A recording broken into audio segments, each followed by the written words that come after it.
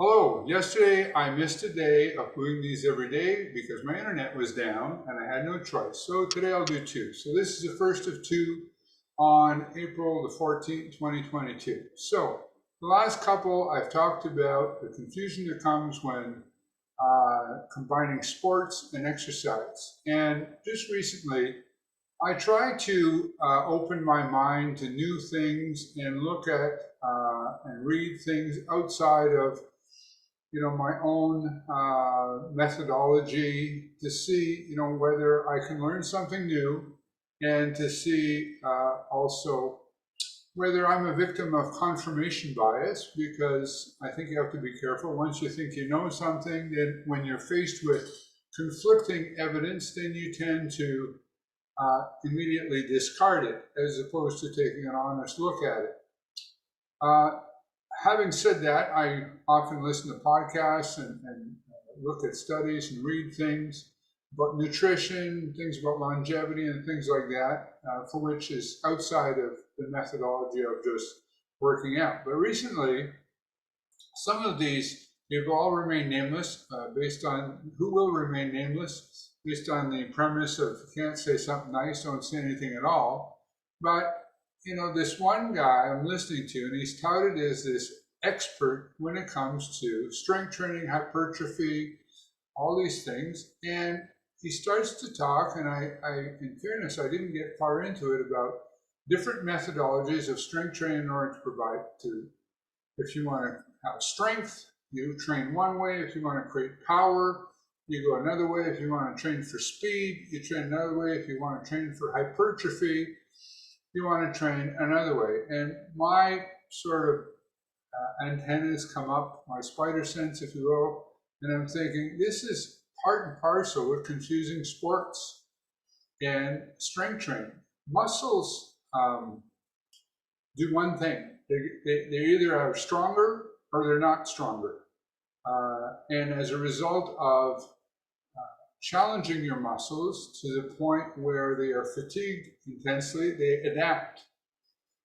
Things like speed, power, and things like that are skills. So, for example, let's say that you're a basketball player and you want to improve your vertical jump. Well, the argument would be that you're going to work with weights explosively in order to build your power. Just giving one example. So, notwithstanding the fact that lifting explosively creates incredible forces on joint ligaments and tendons and winds up bringing you up for injuries much more. And I've heard that in the NFL there's as many injuries in the weight room as there is on the field, and I would suspect that some of the injuries on the field are as a result of things that take place in the weight room. And so the thing is, you won't get power, energy, greater vertical jump only by doing what you do in the weight room. You do the weight room in order to get as strong as you can by working slowly, creating continuous tension on the muscle and maintaining that tension until you reach muscular fatigue and creating a stimulus for adaptation. And then you take those bigger, stronger muscles, again, hypertrophy, strength. I wish there was a different way of doing it. Your muscles don't know the difference. And then you go practice your vertical jump, or probably even better, you just go out and play basketball, which involves jumping in the first place. Another one was a guy who I listened to. He's about longevity and talks about fasting, talks about all these things. Seems like a smart guy. And I'm listening to some of the things that he's talking about. And it turns out that he's 2 days out of shoulder surgery. And then he talks about grip strength as being an indicator of longevity. And then turns around and says, what are you going to do to improve grip strength? Well, it turns out that he does things like farmer's carries, which is when you take really heavy dumbbells and walk with them hanging at the end of your arms, and arm hangs. Now, those things are really hard on the shoulder. And so this guy is talking about all the different things he's going to be doing until he can work his shoulder again. And I'm thinking, this is how you hurt your shoulder in the first place. Now, he happens to be a competitive cyclist, And fair enough, that's what he likes to do. And he wants to do that and take the risks that are involved with that. Fair enough. That's his business. But again, as I look at this, I try to keep an open mind. But when it just seems to me such blatantly obvious that these folks are doing things that are hurting them. I mean, the guy is in his 40s. He's had a major shoulder surgery done. Again, from my earlier one, if you hurt yourself as a result of your exercise, there's something wrong with your exercise program.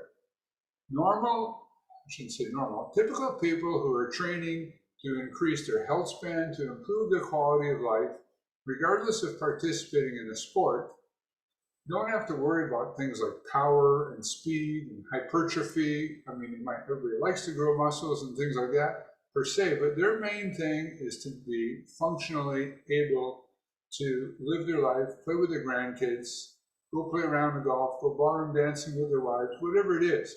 If it happens to be a sport and you're training athletes to improve in a given sport, fair enough. Don't hurt them in the weight room. They're going to have plenty of opportunity to hurt themselves on the playing field. So you should be training them as safely as possible. Again, am I guilty of confirmation bias? You can be the judge. I often, as I say to any client who comes to see me in an initial interview, I always say, hey, if what I'm saying makes sense to you, fine. If it doesn't make sense to you, then you need to make a decision and run away from me as quickly as you can. And I don't claim to know everything. It just, when I see something that simply is not plausible, regardless of the fact that, I hate to say this, but it's taught in universities, in kinesiology courses, which is a fancy word, what used to be called, when you used to go, to become a phys ed teacher, it was physical recreation or things like that, but kinesiology sounds a whole lot more scientific, but I'm sorry, but it's just the same stuff. And it just seems to me that the same things in gyms is taught in university. It's unfortunate. Anyways, bye for now.